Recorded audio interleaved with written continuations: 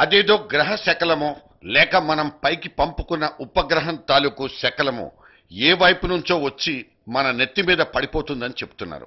2012లో ప్రపంచం అంతమైపోతుందన్న జోస్యాలు చెప్పారు. వాటి సంగతేమో గాని కోటి ఆశలతో కొత్త వత్సరంలోకి అప్పుడే అడుగుపెట్టిన జనానికి, ముఖ్యంగా మన దేశ జనాభా బతుకు పుస్తకం ఎలా ఉండబోతోందన్న జోస్యాలు చదువుకుంటే ఖచ్చితంగా అంతకంటే గొప్ప పిడుగే మన నెత్తి మీద వేలాడుతోందన్న విషయం తెలుస్తుంది. పోయినసారి అమెరికా వాడు ఇంగ్లీషోడు ఆర్థిక మాంద్యంతో బొక్కబోర్లా పడ్డారు. లేచి నిలబడి నిలదొక్కునే లోపే మళ్లీ పడిపోతాడని ఆ పక్కనే నిలబడి చూస్తున్న వాళ్ళు చెప్తున్నారు. ఈ లేచి నిలబడలేని వ్యాధికి మేం ట్రీట్మెంట్లు ఇవ్వలేం. ఎన్నెన్ని జాగ్రత్తలు పాటించమని చెప్పినా పెడచెవిన పెట్టిన ఫలితమే ఇప్పుడు ఈ వ్యాధి ముదిరిపోవడానికి కారణమంటూ ఆర్థిక డాక్టర్లు పెదాలు విరిచేస్తున్నారు. Operation success but patient died. అయితే అమెరికా ఓడు యూరోపోడి షాకుల నుంచి మనం మాత్రం తప్పించుకోగలిగాం. కానీ ఇప్పుడు మాత్రం ఈసారి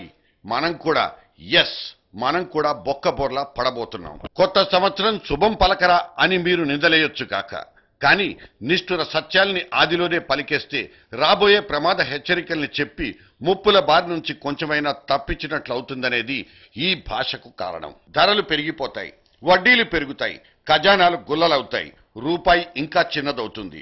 ఇవన్నీ వీరబ్రహ్మేంద్ర స్వామి కాలజ్ఞానపు గుళికలు కావు. మన గేటు బయట తచ్చట్లాడుతున్న దురదృష్టపు ఆనవాళ్లే ఇవి. ఉద్యోగాలు ఊరడిస్తాయే తప్ప రావన్నది ఒక ఎకానమిస్టు సూత్రీకరణ.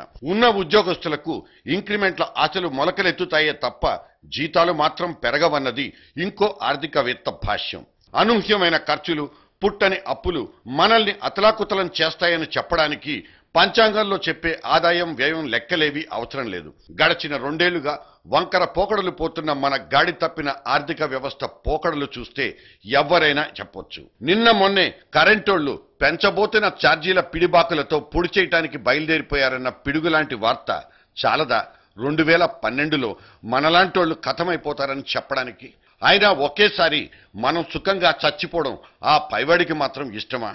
ఒకవేళ ఆయన ఇష్టపడకపోతే మాత్రం ఈ దయగల ప్రభుత్వాలు, వాటిల్ని ఏలే ప్రభువులు మనల్ని అంత తేలిగ్గా చంపేస్తారా?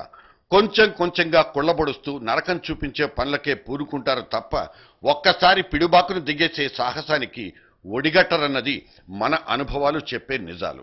ఒక్కసారి ఒక్క లుక్కేసొద్దాం రండి. ప్రపంచ దేశాల అప్పులు పెరిగిపోతున్నాయి. ఇక మన దేశం అప్పు తడిసి మోపడవుతోందన్న సంగతి తెలిసిందే. మనం మోయలేని భారం అవుతున్న ఇంధనం ఖర్చు ఒకవైపు సామాన్యుడి వీపు మోగిస్తున్న శబ్దాలు భీకరంగా వినపడుతూనే ఉన్నాయి. ఫుడ్ సెక్యూరిటీ బిల్ అనబడే ఆహార భద్రతా బిల్లు తీసుకొచ్చిన కేంద్రం నిత్యావసర వస్తువుల ధరల నియంత్రణలో పూర్తిగా చేతులెత్తేసినట్లే కనిపిస్తుంది. ఫుడ్ కార్పొరేషన్ల గోడౌన్లలో వేలకు వేల టన్నుల బియ్యం, గోధుమలు పంచేయాల్సిందంటూ సాక్షాత్తు సుప్రీంకోర్టే తీర్పునిస్తే ప్రభుత్వం చేతులెత్తేసింది. ఇప్పటికే కొన్ని చోట్ల ఆ కుళ్ళి పాడైపోయిన వాటిని సముద్రంలో పారబోసిన ఘనమైన సంఘటనలు ఉన్నాయి. ఇక మన రాష్ట్ర ప్రభుత్వం వేయబోయే current bomb, water bomb, school ఫీజుల బాంబు భయాలతో సగటు తెలుగోడు భయపడి చస్తున్నాడు. మన బతుకుల్ని బాగు చేయాల్సిన వాళ్లంతా బజార్లలో పడి కొట్టుకు చేస్తుంటే వాళ్ల కర్మలకు వాళ్ళని వదిలేసి మనమేం చేయాలో డిసైడ్ చేసుకుని సైడ్ ఇచ్చుకుంటే మంచిది. జనం తెగించి బతకాలనుకున్నా వాళ్లకు అలవాటైపోయిన కన్జ్యూమర్ కల్చర్ మాత్రం బతకనియ్యదు. వాడెవడో అమెరికా వాడు ఇండియన్లు తిండిపోతులంటూ తిడితే అంతెత్తున లేచాం. ఆకలితో మలమలా మాడి చేస్తుంటే వాడిలా మనల్ని అవమానాల పాల్చేస్తాడా అంటూ కస్సుమన్నాం. లేనోడి సంగతి సరే, మన మిడిల్ క్లాస్ వాడి గురించే ఈ ఎకశక్యాలు వినబడ్డాయి. సగటు తిండి వినియోగం భారీగా పెరిగిపోయిన వార్త ముమ్మాటికి నిజం. ఈ తలసరి వినియోగం తగ్గాలంటే మనకు సరిపడా తినాలే తప్ప కడుపు నిండిన తర్వాత మళ్లీ మెక్కాలనే ఆలోచనలకు గుడ్ బై చెప్పాలి. మనం అనవసరంగా చేస్తున్న ఖర్చులు తగ్గించుకోవాలి. ఒక్క మాటలో చెప్పాలంటే ఎక్స్ట్రాలకు పోకూడదన్నమాట. అవసరాల లిస్టును దాటి బేషజాలకు పోకూడదన్న పరమోత్కృష్టమైన ఆర్థిక సూత్రానికే ఓటెయ్యాలి. మొత్తం మీద ఖర్చు తగ్గించుకుని పొదుపు మంత్రం పాటించకపోతే 2012 మాత్రం మనల్ని తినేయడం ఖాయం.